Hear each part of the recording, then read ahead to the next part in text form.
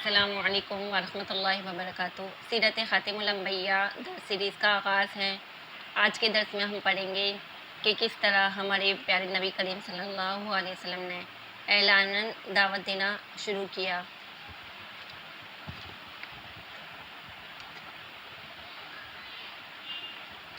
اعلاناً دعوت اسلام 3 سال کے بعد جب کثرت سے مرد اور عورت اسلام میں داخل ہونے لگے اور لوگوں میں اس کا چرچا ہونے لگا تو اللہ پاک نے نبی پاک صلی اللہ علیہ وسلم کو فرمایا کہ علی اعلان لوگوں کو کلمہ حق پہنچائیں۔ آپ نے فوراً اس حکم کی تعمیر کی اور مکے کی پہاڑی صفا پر چڑھ کر قبائل قریش کا نام لے کر آواز دی۔ تمام قبائل جمع ہو گئے۔ آپ نے اولاً سب کے دریافت کیا کہ اگر میں یہ خبر دوں کہ غنیم کا لشکر تم پر چلا آ رہا ہے اور قریب ہیں کہ تم کو لوٹ ڈالے تو کیا تم میری تصدیق کرو گے؟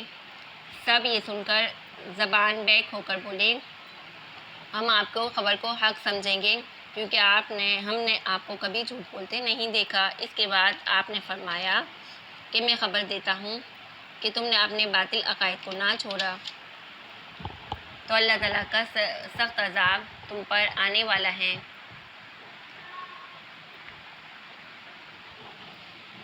جہاں تک مجھے معلوم ہے دنیا میں کوئی انسان اپنی قوم کے لیے اس سے بہتر تحفہ لے کر نہیں آیا جو میں تمہارے لیے لے کر آیا ہوں۔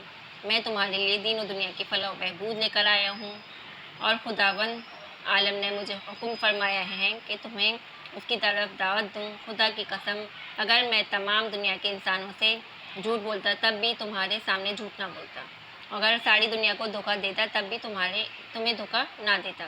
اس ذات قدوس کی قسم ہے جو ایک ہے اور جس کا کوئی پیہم و شریک نہیں، میں تمہاری طرف خصوصاً اور تمام عالم کی طرف عموماً خدا کا رسول ہوں۔ تمام عرب کی مخالفت و عداوت اور آپ کی استقامت۔ یہ دعوت تبلیغ کا سلسلہ اسی طرح جاری رہا۔ عرب کو جب یہ معلوم ہوا کہ آپ کی وحی میں ان کے بتوں کی حقیقت کھول دی گئی ہے، ان کی پرستش کرنے والوں کی بیوقوفی ظاہر ہو گئی ہے، تو آپ کی عداوت کے لیے کھڑے ہو گئے اور ان کی ایک جماعت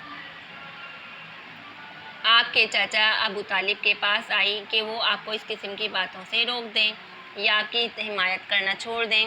ابو طالب نے ایک عمدہ پیرائے میں جواب دیا کہ نبی کریم صلی اللہ علیہ وسلم اسی طرح کلمہ حق کی نشر و اشاعت میں سرگرم اور بتوں کی عبادت سے لوگوں کو منع کرتے رہے۔ جب عرب کو اس پر صبر نہ ہو سکا تو ابو طالب کے پاس آئے اور سختی سے مطالبہ کیا، یا تو بھتیجے کو باز رکھے ورنہ ہم سب تمہارے خلاف جنگ کریں گے یہاں تک کہ فریقین میں سے ایک فنا ہو جائے۔ تمام قبائل عرب کے مقابلے میں آپ صلی اللہ علیہ وسلم کا جواب۔ اب تو ابو طالب کو فکر ہوئی اور نبی کریم صلی اللہ علیہ وسلم سے اس معاملے میں گفتگو کی۔ آپ نے فرمایا، اے بزرگوار، خدا کی قسم اگر وہ میرے دائیں ہاتھ میں آفتاب اور بائیں ہاتھ میں مہتاب لا کر رکھ دیں اور یہ چاہیں کہ میں خدا کا کلمہ اس کی مخلوق کو نہ پہنچاؤں تو میں ہرگز اس کے لیے آمادہ نہیں ہو سکتا، یہاں تک کہ خدا کا سچا دین لوگوں میں پھیل جائے یا کم سے کم اسی جد و جہد میں اپنی جان دے دوں۔ ابو طالب نے دیکھا تو کہا، اچھا جاؤ، تم اپنا کام کرتے رہو، میں تمہاری حمایت اور نصرت سے کسی طرح ہاتھ نہ اٹھاؤں گا۔ لوگوں میں نفرت پھیلنا اور اس کا الٹا نتیجہ۔ جب قریش نے دیکھا کہ نبی کریم صلی اللہ علیہ وسلم اور بنی طالب آپ کے ساتھ ہیں اور ادھر موسم حج قریب ہیں، اس موقع پر آپ تبلیغ میں سرگرم کوشش کریں گے۔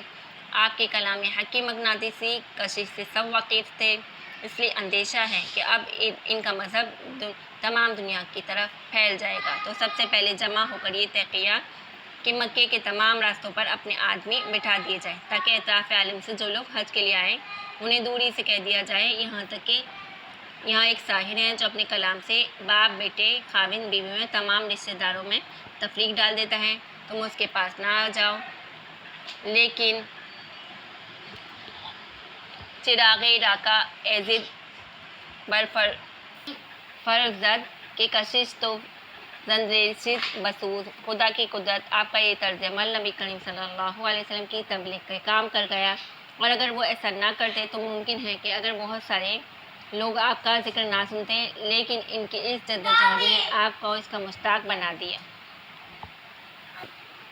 अब बात करते हैं कुरैश की एज़ा रसानी और आप सल्लल्लाहु अलैहि वसल्लम की इस्तिकामत। जब कुरैश अपनी तदबीरों में नाकाम रहे और देखा कि रोज़ आपकी दावतें आम होती जा रही हैं और लोग कसरत से इस्लाम में दाखिल हो रहे हैं, तो हर किस्म की एज़ा रसानी शुरू की। मक्के के चंद ओबाश लोगों को जमा करके आमादा किया कि वो आपका हर मजलिस में इस्तेहज़ा करें और जिस सूरत से मुमकिन हो आप सल्लल्लाहु अलैहि वसल्लम को तकलीफ़ पहुँचाएँ। आप सल्लल्लाहु अलैहि वसल्लम के कत्ल का इरादा और आपका बैन मौज़ा। एक मरतबा नबी करीम सल्लल्लाहु अलैहि वसल्लम काबा शरीफ के पास नमाज़ पढ़ रहे थे। जब सिजदे में गए तो अबू जहल ने मौक़े को गनीमत समझकर इरादा किया कि आपका सर मुबारक कचल डालें। दुश्मन अगर कभी आस निगेबा कभी तरास। जब पत्थर लेकर आपके पास पहुंचा तो हाथ कांप जाते हैं, पत्थर हाथ से गिर जाता है, रंग फक हो जाता है और भागकर अपनी जमात के पास जाता है और कहता है कि जब मैं आपके सर की जानिब बढ़ाने का इरादा किया तो एक अजीब वज़ा खला ऊँट मुंह खोले मेरे ऊपर झपटा और करीब था कि मुझे खा जाए। मैंने ऐसा ऊँट आज तक नहीं देखा। जब ये वो वाक़या जो कुफ़ार के मजमू में सबके सामने पेश किया और ख़ुद कुफ़ार के सरदार अबू जहल ने इसका इकरार किया। अबू जहल, उक़बा बिन मुईद, अबू लहब, आस बिन वाइल, असवद बिन यगूस, असवद बिन अब्दुल मुत्तलिब, वलीद बिन मुग़य्यरा, नज़र बिन हारिस, ये लोग हर वक्त नबी करीम सल्लल्लाहु अलैहि वसल्लम के दर पे आज़ार रहते थे। उनमें से किसी को इस्लाम की तौफ़ीक नहीं हुई, लेकिन सब के सब निहायत ज़लील होकर हलाक हुए। कुछ ग़ज़वा बदर में तलवार के घाट उतर गए और कुछ निहायत गंदे और सख्त अमराज में गल सड़ कर मर गए। कुरैश का आपको हर किस्म की तमा देना और आपका जवाब। जब कुफ़ार कुरैश ने देखा कि तदबीर भी कारगर नहीं होती, तो सब ने मशवरा करके तय किया कि वो अपने आप में सबसे ज़्यादा चालाक सरदार उतबा बिन रबी को आपके पास भेजें, ताकि वो आपको हर किस्म की दुनियावी तमा ला दे। शायद इस तदबीर से आप अपने दावे से खामोश हो बैठे। उतबा बिन रबी आपकी खिदमत में हाजिर हुआ। आप मस्जिद में नमाज़ पढ़ रहे थे। पास जाकर कहा, भतीजे, तुम हसब व नसब के एतबार से हम सबसे बेहतर हो और इसके बावजूद तुमने अपनी जमात में एक तफरीक डाल दी है और उनके माबूदों को बुरा भला कहा और उनको उनके आबा व अजदाद को जाहिल ठहराए। तुम आज अपने दिल की बात कह दो। अगर इन सारे क़िस्सों से तुम्हारी गर्ज ये है कि बड़ी दौलत जमा कर लो, तो सुनो, तुम्हारे वास्ते इतना माल जमा करके देने के लिए तैयार हैं कि तुम अहले मक्का में सबसे ज़्यादा मालदार हो जाओगे। और अगर ये चाहते हो कि सरदारी हासिल हो जाए, तो इस पर राज़ी हैं कि तमाम कुरैश का सरदार बना दें, और अगर इसके हुक्म के बग़ैर कोई ज़र्रा ना हिलाएं और आपकी गर्ज़ व बादशाहत हैं, तो हम आपको अपना बादशाह भी बना सकते हैं। और अगर माअज़ल्लाह किसी जिन का असर है और ये कलाम वही तुम लोगों को सुनाते हो, तुम इससे दफ़ा करने से आजिज़ हो, तो हम आपके लिए कोई तबीब तलाश करते हैं जो आपका इलाज करें।